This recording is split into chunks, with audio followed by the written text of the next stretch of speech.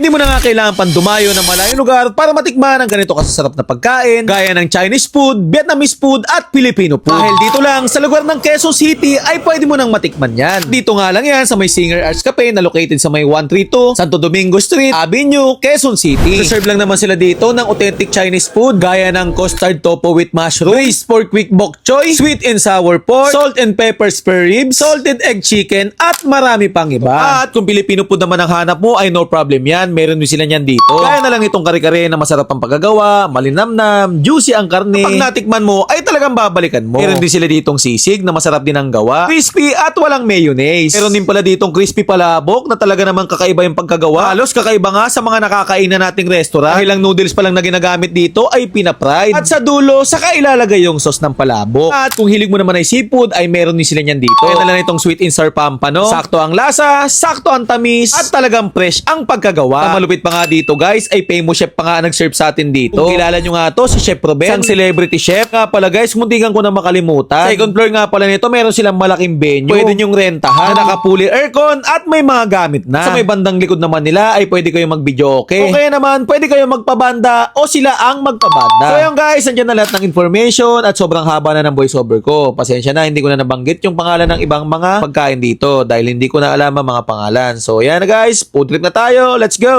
So yun guys, dito tayo ngayon sa kahabaan ng Santo Domingo Avenue, Barangay Siena. Ayan, may dadayuhin tayo dito. Masarap na putripa na nirepair ni Chef Ruben sa atin. Ito yung Singer Arts Cafe. Ito. Pakita ko sa inyo. Ayan. Ito yung dadayuhin natin ngayon. Filipino-Chinese cuisine ang tema ng mga food trip dito. Barangay Siena lang, tapos malapit lang to sa may Siena College. Kung makikita nyo to, ayan, nasa tapat lang yung Siena College. Ayan. Kasama din pala natin dito si Renz Mamora Vlog tsaka si Maki Sarapa. Ito sila. Ayan. Oh, hello! Pakita ko sa inyo yung loob kung gaano kalinis, kabango at malaking dining din nila. Ayan. Ang lamig. Malinis. Meron silang malinis, malaking dining.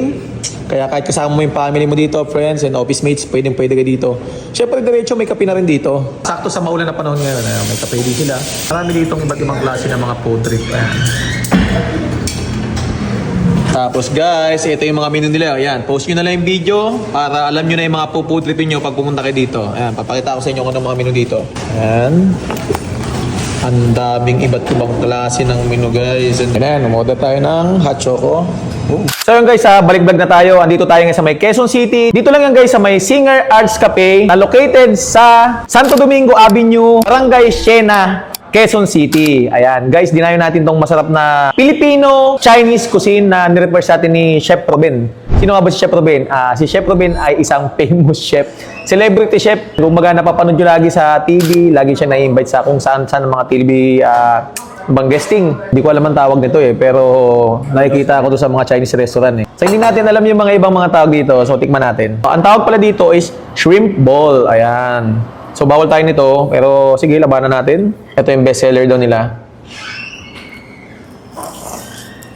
Ang sarap pala ng hipon. Ang tsura to.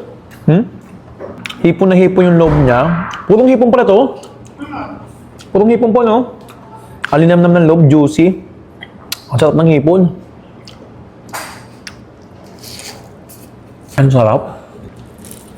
Ito nga sinabi sa atin, guys. Lahat to, Chinese menu, mamaya naman yung mga Filipino dish naman yung siserve sa atin. Ito parang sweet and sour chicken. Tingnan natin. Hindi to chicken. Pork to. Pork pala to. Kasi yung texture ng karne niya, pag-agat ko, malayong-malayo sa ano ng chicken. So pork pala to.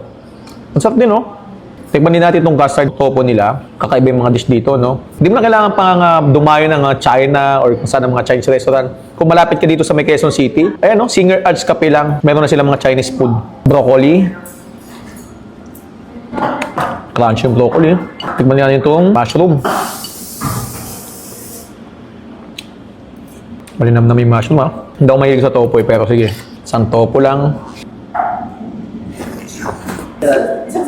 Ano sarap. Ganito pala kasarap ang tofu. Iba tong tofu na to na bibili sa palengke Yung tofu pala nila, homemade. Ano sarap. Fried rice naman nila. Guys, pinakita sa amin kung paano tulutuin. Nakawok talaga. Ang sarap ng fried rice Lahat masarap dito. Tikman din natin itong Dagrut kung tawagin nila. Inspired by Kitchen Wars. Netflix yan na guys ha. So tikman natin. Beef yung loob niyan. May laman siya sa loob na beef. Tapos noodles na pre-fried. Diba? Itsura pa lang. Kala mo hindi pagkain eh no? Hindi ko alam kung paano ito kainin pero subukan natin. Ito siya guys, may laman sa ilalim. Wabe! Ang harap nito. Tapos yung sauce ang ginawa nila, bumagay din dito. The best. Actually guys, 2 months pa lang daw tong restaurant na to. Pero grabe, buong-buo na yung menu. Ang sarap ng mga luto nila dito. The best itong Chinese food na to. Dito tayo sa noodles. Ito ko nababanatan sa gilid. Noodles. Ang sarap ng noodles. Yung sasang nagdala sa kanya, para kumakain ng chop suey na noodles. Fresh ng mga gulay. Ang sarap nito.